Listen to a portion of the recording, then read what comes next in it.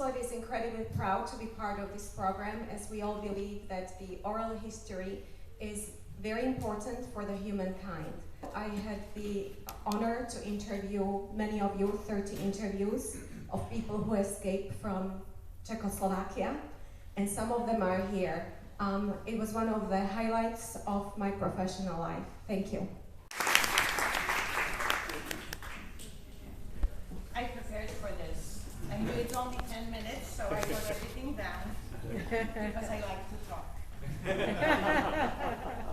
And I love talking about my escape.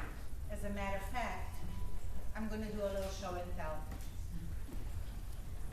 It's in this book that came out in 2010 in Slovakia, and it's a bestseller. I have it already translated. This is the English version. It's called Dirty Jewess, because that's what it is. The translation of Jewess, which is Židovka.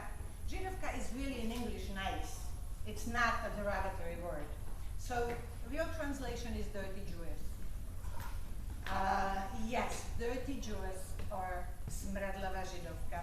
That's how they called me when I was growing up in a little village. I timed myself, it is 10 minutes. So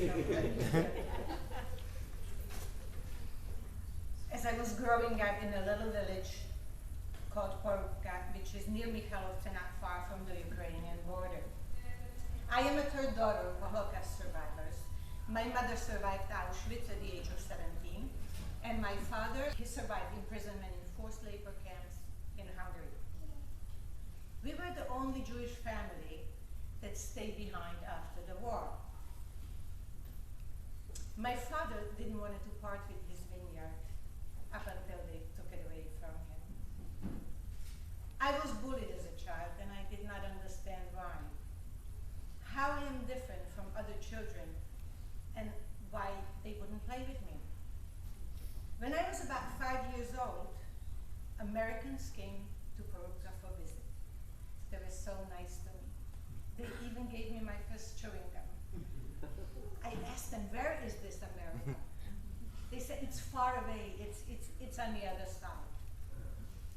That day, I diligently started to dig a hole right next to our water well, and I knew that one day, if I dig deep enough, I'll get there. But that day, the seed was planted. I was in my first grade when our family moved to Košice. To my surprise, there was a thriving Jewish community with a rabbi, synagogue, kosher kitchen, a butcher, a Hebrew school cheder. Needless to say, there was no different in school because, as I was the only Jew in the class, I was bullied again. I remember one day walking into the class and an entire blackboard was covered with white chalk written, Silvia Židovka, Sylvia is Jewess. I just wanted to disappear. On a regular basis, I would come home from school sobbing. My mother would try to calm me down, saying, if you think you are suffering, you don't know yet what suffering is. Obviously, she was referring to Auschwitz, which I didn't know nothing about back then. I remember only every time we would leave something on a plate, she would just tell us, if I only had that in a concentration camp. My older sister wanted to get married. I was about 12. There was a scene in our kitchen that engraved itself so deeply in my memory, I will never forget that. My father stated, if we suffered so much just because our religion, none of our daughters will marry a non-Jew, period. Or else we'll sit Shiva for you, which is what we do after one dies.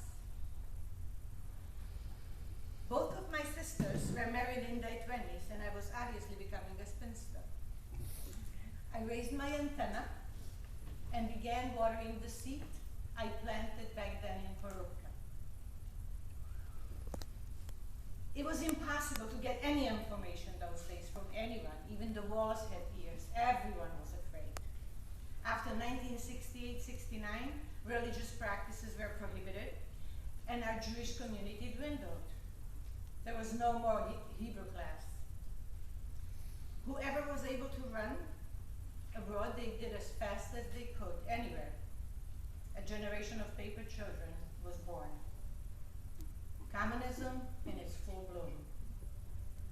I was too young to run away in 60, so I plotted my first escape in 1974 at the age of 20. Lucky enough, I got my travel permit to Switzerland. I found out that there is an International Red Cross and they would help me. I got my allowance of $60 from the bank, and my mother would give me $200.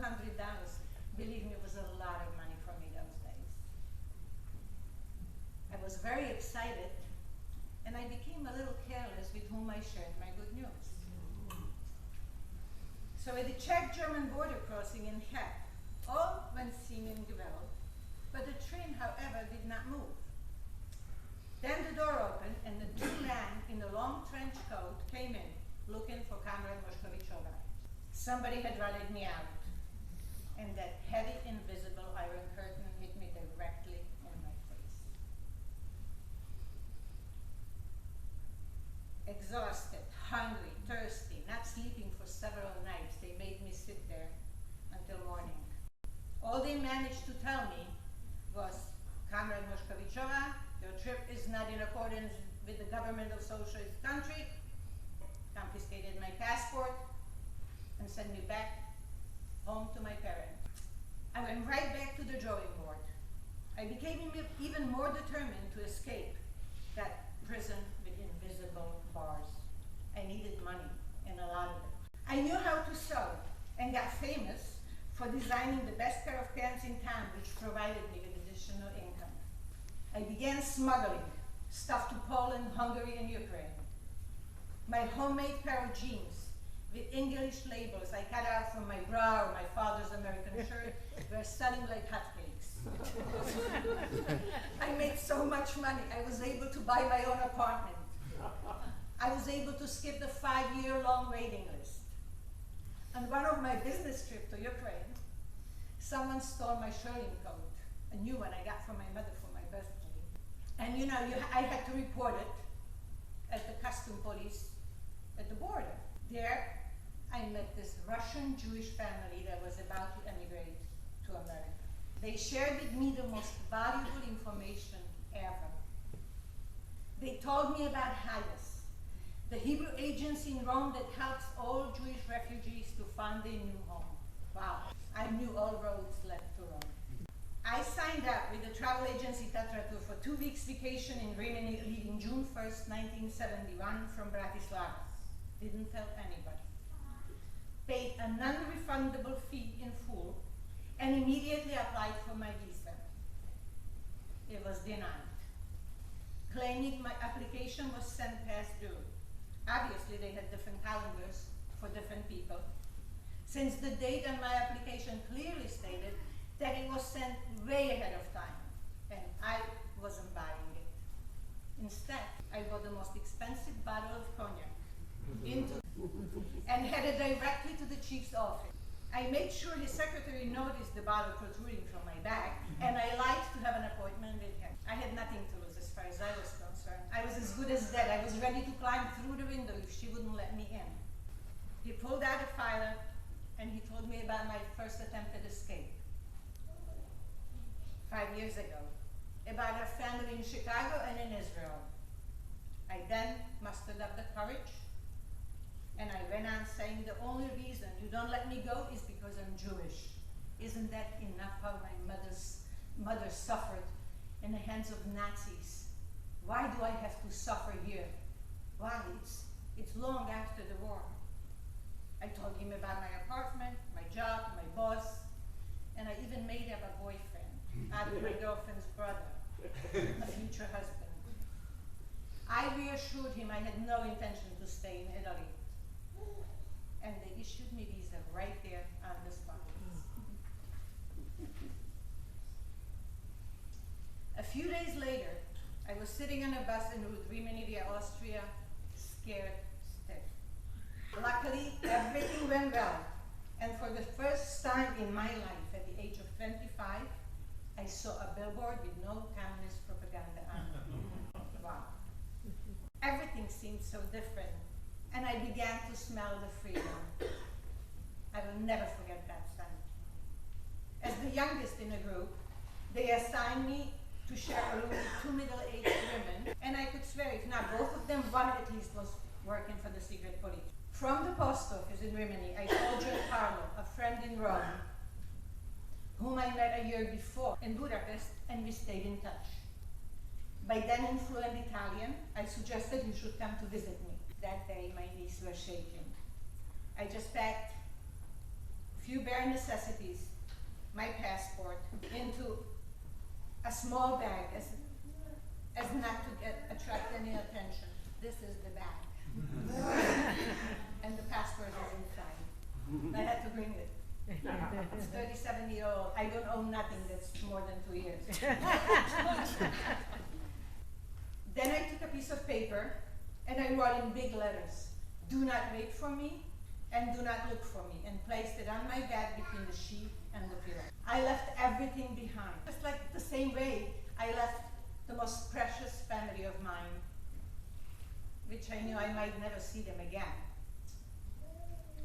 Sunday, June 9th, Giancarlo was waiting for me by the post office in Rimini and asked where I would like to go for lunch. To Rome, I answered. As of this very moment, I am a refugee and you are my partner in crime. I told him about Hayes, and I knew he would understand me. That evening in Rome, in his sister's umbrella house, I gained a new family. They couldn't do enough to help me and support me in my efforts. When I got to Hayes, I was assigned a caseworker. After the interview with an American ambassador, they issued my visa for political and religious asylum. October 24, 1979, on board a Pan Am flight, I touched down my new dreamed out land of the United States of America. Thank you.